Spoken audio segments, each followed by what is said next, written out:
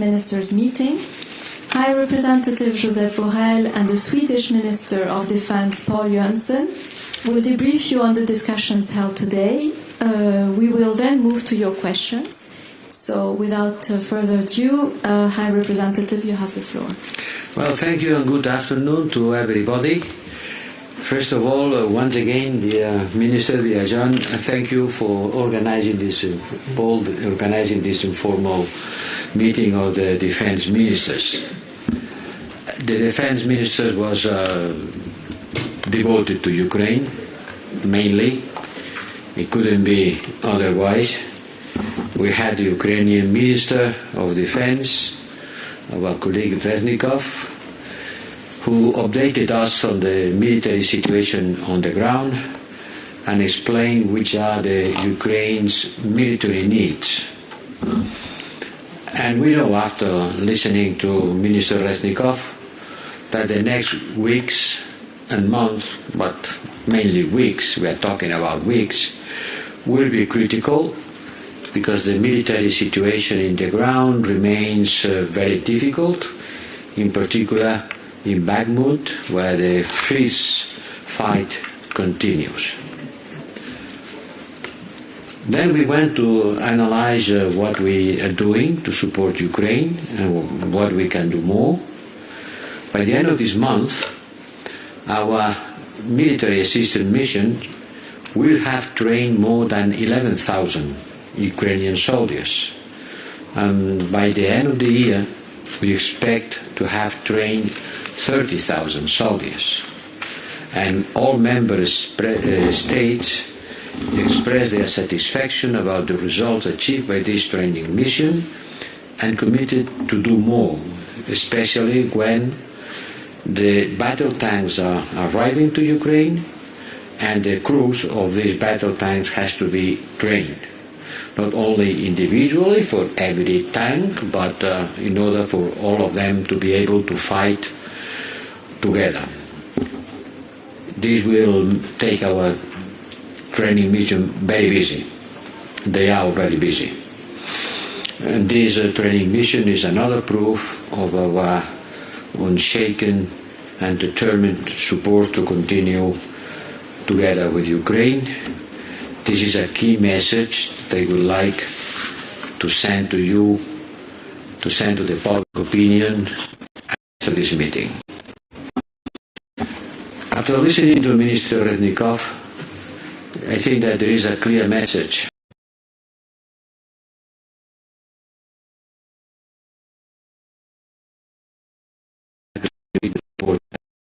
To win the peace, Ukraine needs to win the war. And the Ukrainian armed forces needs our continuing support, in particular, and this was the core discussion today, on artillery ammunition. It was also the message that we have heard from President Zelensky some days ago at the European Union Council. And on that, time is of essence. We need to deliver more, but we need to deliver faster. And for doing that, I propose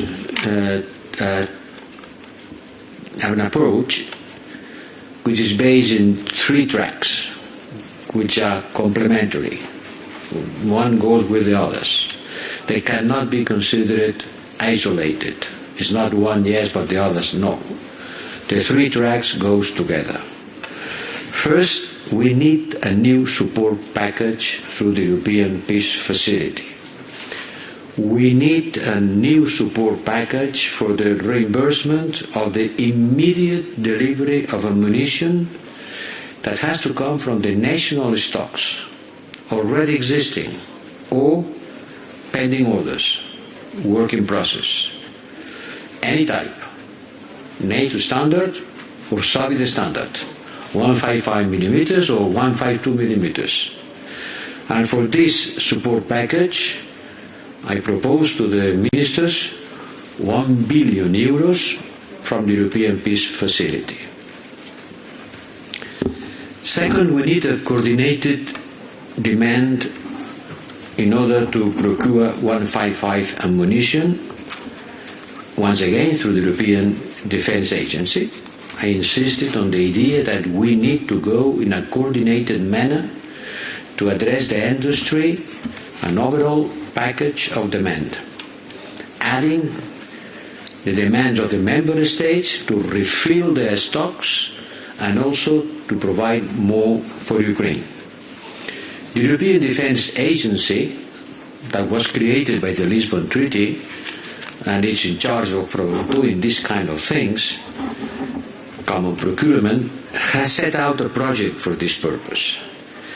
And they can use a fast-track procedure to do it quicker. If we go together, we can reduce not only unit prices, but also we can reduce the delivery time. And the European Peace Facility can support these efforts for the benefit of Ukraine, and I propose to mobilize another €1 billion for this second track. And the third track, as I said, is complementary. We need to increase the European defence industry capacity to meet a massive demand from our armies. Not only for Ukraine, it's for our armies. If our armies provide part of their stocks to Ukraine, it's because they expect to be able to refill these stocks thanks to a bigger, stronger capacity of our defense industry. And for that, we need to support a ramp-up of our manufacturing capacities and to reduce the production time. We are in war times, and we have to have, sorry to say, a war mentality. I would prefer to talk about peace. I would prefer very much to talk about peace negotiations. But unhappily, I have to talk about munitions because the war continues raging.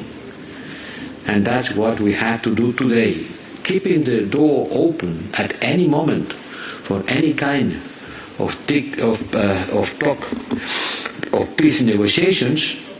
But today we have been talking about reducing time and decreasing cost of ammunition deliveries.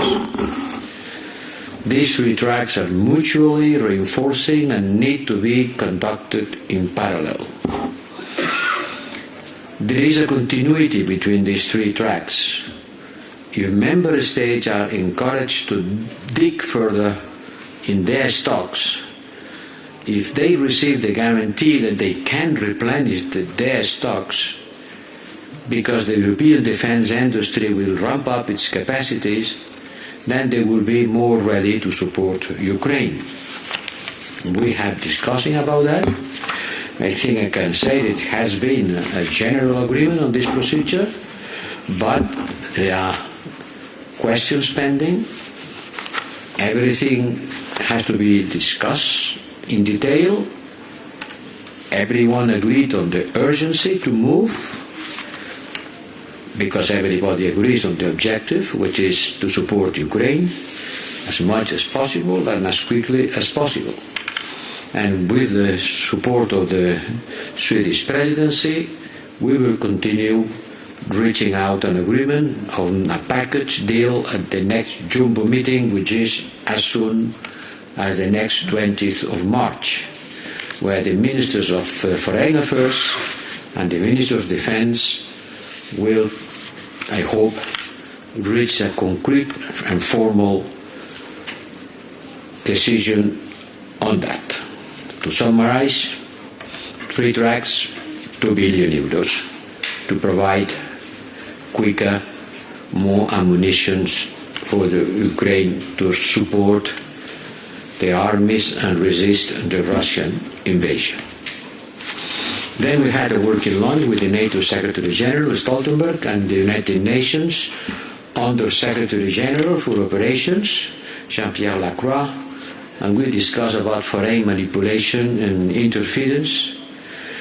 We have been gathering clear evidence of Russia's information manipulation. in the threat report on foreign information manipulation and interference that we published on the last 8th of February. And our cooperation with the United Nations and NATO has to increase in order to fight with these new threats. Because the fight is today not only on the ground, conquering land, it's also conquering the mind of the people. Public opinions matters, and public opinions are receiving a lot of this information in many of our partner countries. Last word, because today is the International Women's Day. Women are key for the resilience and stability of our societies. Their efforts are rarely recognized, but this is the day to do so. This is the day to recognize how important are women for the well-being of our societies and for our resilience and stability. In Ukraine and all around the world, women are also soldiers, women are peacekeepers, women are peace builders, judges, and human rights defenders. Women continue to see their rights being challenged, and the European Union and its member states fight against that. Yesterday, we adopted a package of sanctions of 9 individuals and 3 entities for their role in committing serious human rights violations and abuses, particularly sexual and gender-based violence. This represents a broad approach to what's happening in the world. It covers 2 Taliban ministers. It covers the police in Moscow. It covers the militias in South Sudan, in Myanmar, in Iran, everywhere, where violation of the human rights of the women in particular has been affected. We have been taking a list of sanctions.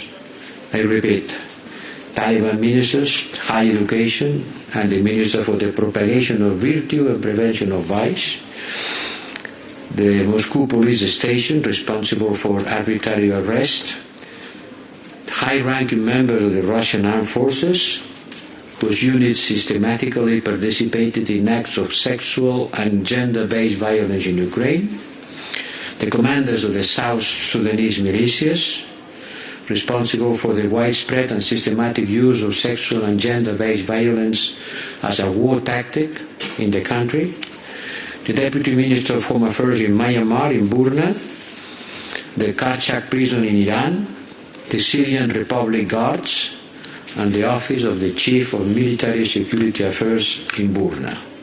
All of them are being sanctioned in view of their roles in gender-based human rights violations on their sexual and gender dimension. I think so. Thank you. Dear High Representative, dear Joseph, thank you very much for your statement. I would especially like to join you in your recognition of the efforts of the women fighting in the battlefield and elsewhere for European security in Ukraine.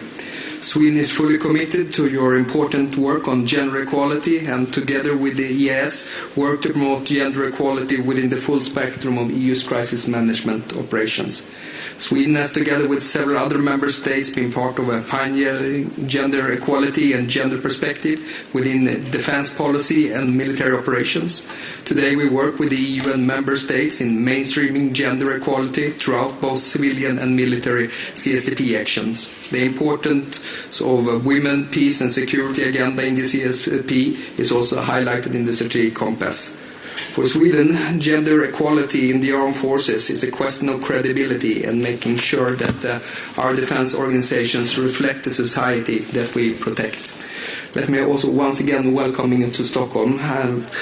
I think we had a very productive meeting this morning, and with a particular focus also on continuing the EU support for Ukraine. Support for Ukraine is, of course, an overarching priority for the Swedish government, be it nationally, be it on a bilateral basis, or being it internationally. The Swedish presidency will work to ensure that the EU continues to deliver on the needs of the Ukrainian armed forces. We were therefore particularly glad to have Minister Resnikov with us this morning. During our morning meeting, the Ukrainian people is fighting for their survival, but at the same time also for European security, our freedom and our values. We are also glad to welcome Lieutenant General Andreas Marlov and Major General Peter Turek from the German and Polish centers of the EU MAM Ukraine in today's meetings. Remarkable efforts are made by the Ukrainians, and we have the privilege to provide training. Unfortunately, more troops needs to be trained as the war goes on. Therefore, it's paramount importance that we understand the Ukrainian needs so we can adapt our training and provide support in accordance to that needs. The Swedish presidency welcomes the proposal put forward by Estonia and the External Excellence Service. We will move rapidly to address Ukraine's need for ammunition. And I think here the key is speed is of the essence. We therefore fully support the efforts made by the European Defence Agency to put up joint procurement. The EDA has a prominent role in the work ahead. Member states could support and also have a complementary role to a coordinating mechanism that the EDA, which the role of the EDA would be absolutely crucial. As the High Representative said, we also had a working lunch together with our partners, with the Secretary General Stoltenberg and also the Undersecretary for Peace Operations, Jean-Pierre Lacroix. I think it's very important also that we work on creating stronger partnership between the EU and NATO. We're very glad with the new EU NATO declaration that was adopted in January, and it's also very important that the EU and the UN works, especially when it comes to operations. And we now stand ready to take any questions that you might have. Mats? If I understood things correctly... Speak louder, otherwise... Yeah, if I understood things correctly... Take the micro. Take the micro. Okay. Both the EDA and the countries are supposed to try to ramp up the production of the artilleries, the grenades. Isn't there a risk if both EDA and countries simultaneously try to do this? That is sort of... you don't hear?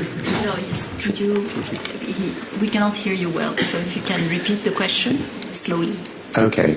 Isn't there a risk that if both EDA, the European Defence Agency, and the countries simultaneously try to ramp up production of artilleries, that they sort of instead of coordinate, there's a risk of that they both try to tap the same sources, so to speak, when they both go into the system?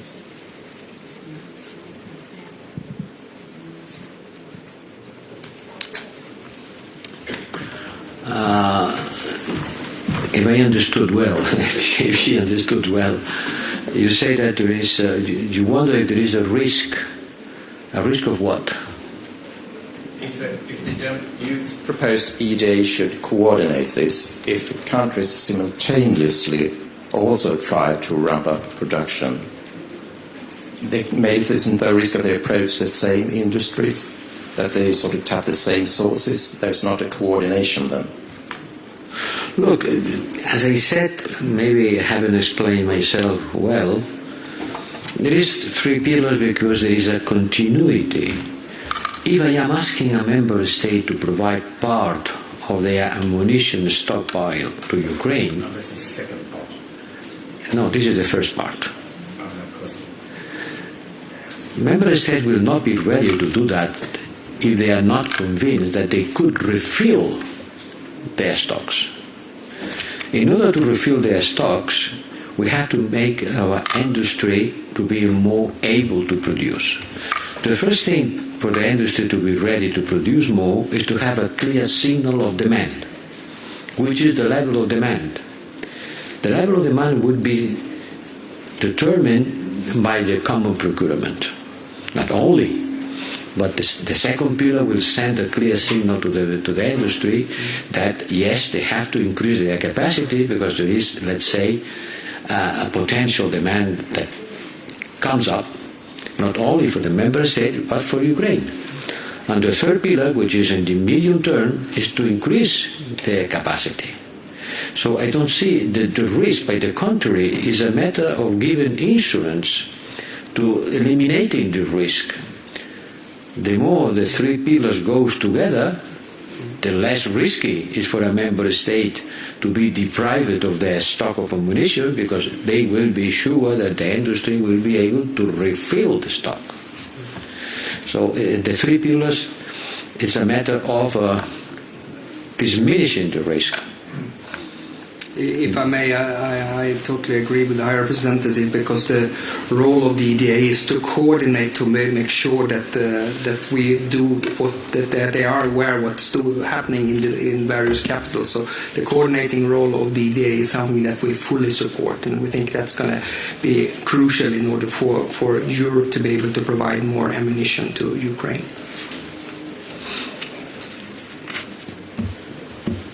Andrew Gray from Reuters. High Representative, on the second pillar, how quickly could that go? So how quickly could contracts be signed, joint procurement contracts be signed? How quickly could ammunition that comes as a result of that second pillar be in Ukraine and be used in the battlefield? And a related question, if member states follow your proposal, that will mean 2 billion from the European Peace Facility used just for ammunition, which means the new ceiling that you've set would be reached already. Does that mean you will be asking for a further top-up of the European Peace Facility? Well, let's go to the second part of your question, which is the one I could answer better, because I don't have a crystal ball. Certainly, we decided a top-up of 2 billion. If we use this top-up of 2 billion for ammunition to Ukraine through two procedures, I understand now they are clear, the two procedures, the two lines of working, then certainly if member states wants to continue using the European Peace Facility, they will have to go for another. But this was not the issue of today. Don't mix things, because if you put everything, then at the end you decide nothing. Today the issue was what do we do with the 2 billion that we have already decided? And you want to do more, then you will decide for more. Certainly, if you want to do more, you will have to decide for more. But this is a high-level political decision that belongs to the leaders at the European Union Council on the 23rd of March. They will have to decide which is the level of engagement that they want to continue having, not only for Ukraine, but for other conflicts in the world in which we are engaged. How long does it take the second track? Well, I'm sorry, I don't have a crystal ball, but I know the procedure. Member states who are willing to participate, they have to agree on the terms of the procedure.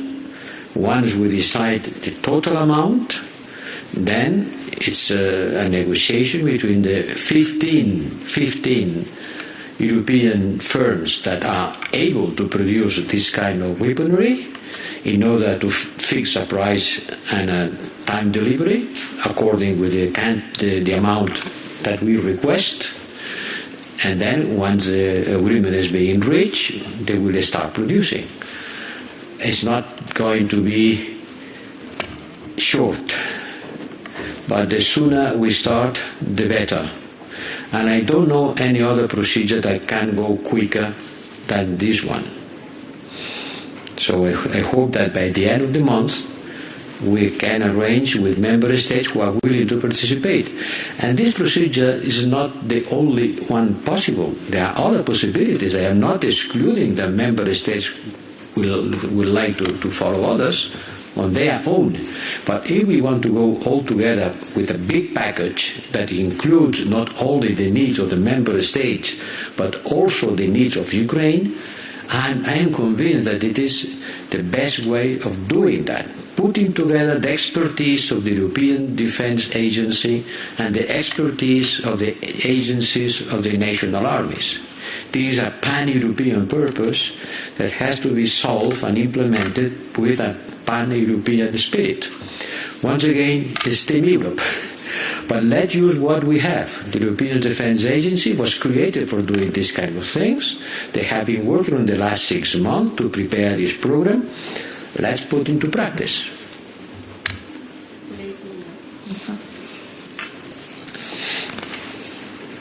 Okay, my name is Ritva Rönnberg. I work for Swedish television TV4.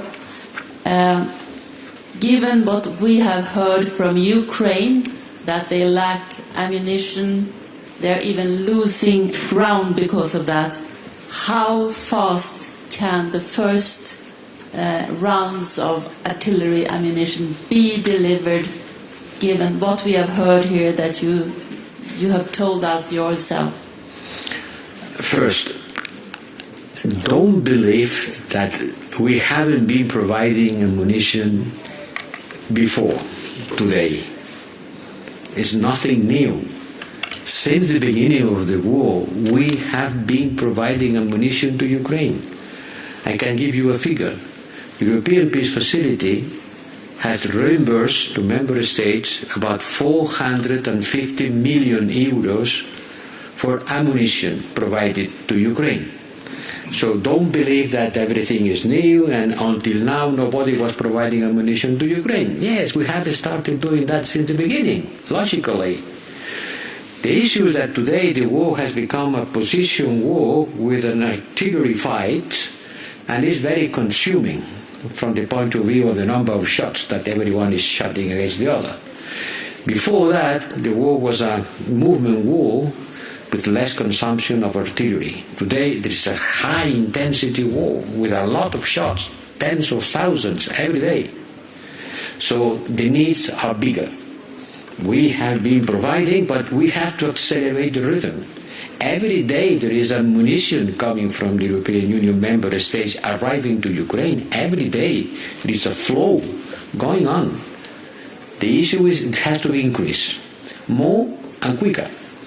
And that's why we are trying to push for more and quicker. But the flow has been flowing since the beginning. 450 million euros on ammunition. So when I'm proposing 1,000 million more, it's just double what we have already done. It's not a stratospheric figure, it's something quite usual. Thanks, HRVP. I'm here. I have one question. The first question is whether after this meeting you have a better sense whether there are enough ammunitions in Europe for this 1 billion coming from APF, or whether this 1 billion, in order to provide these ammunitions very quickly to Ukraine, will also have to be used to buy ammunitions outside the EU. Second question is on these reports, this in the New York Times. I understand that you say we wait for the final investigation. I understand that. Okay.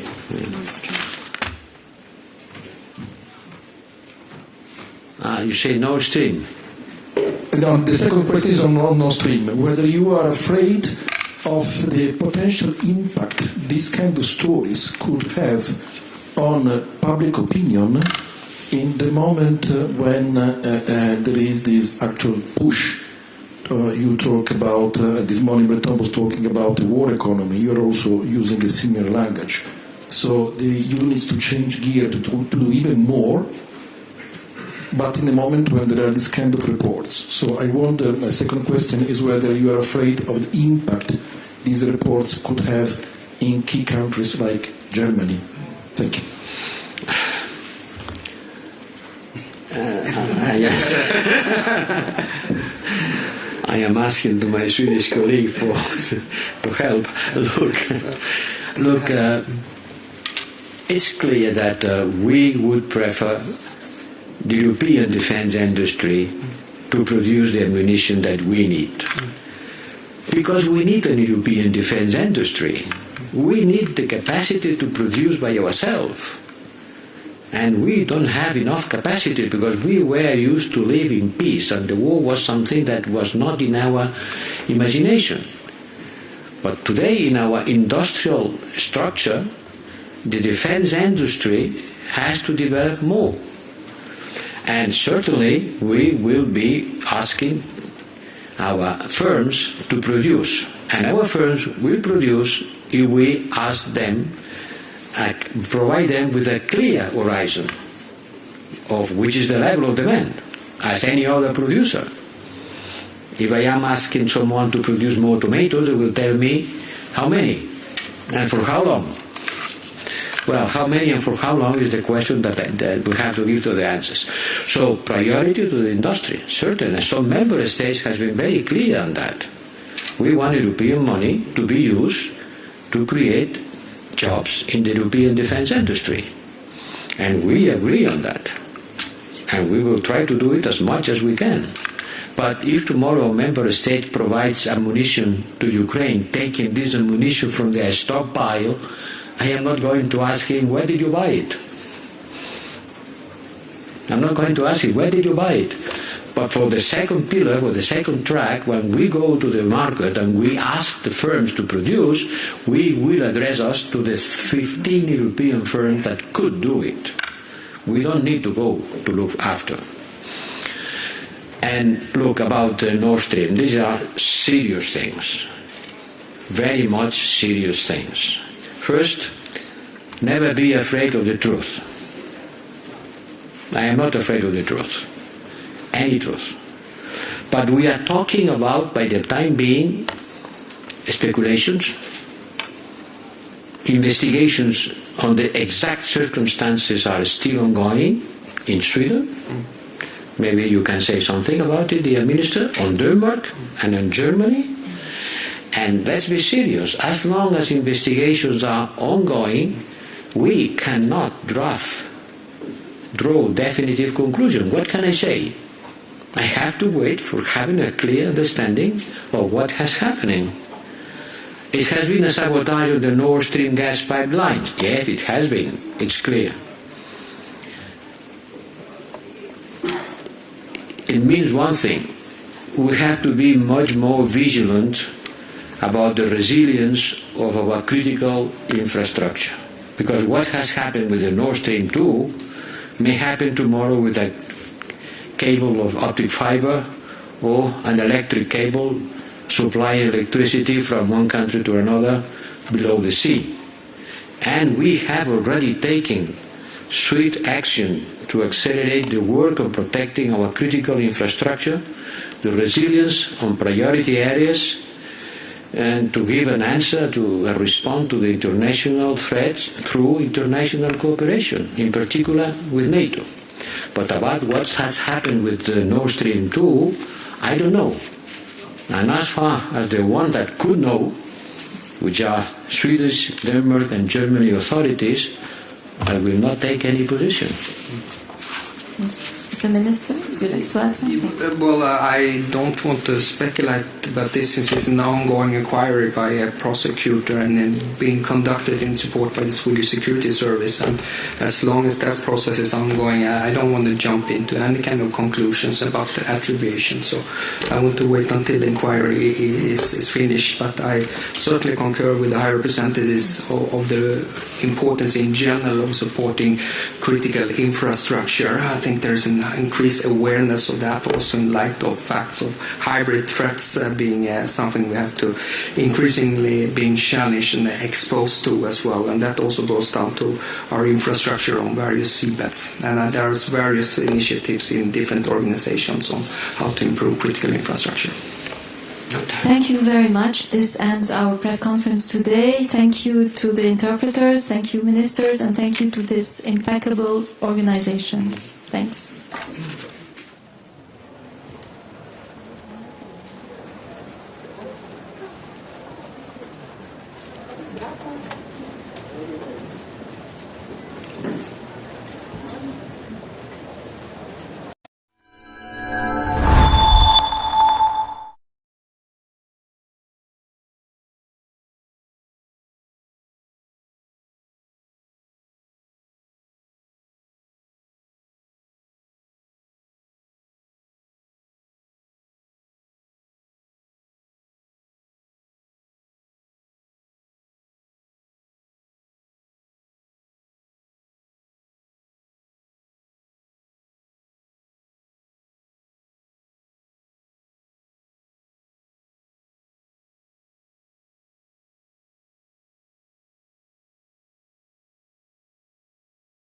you.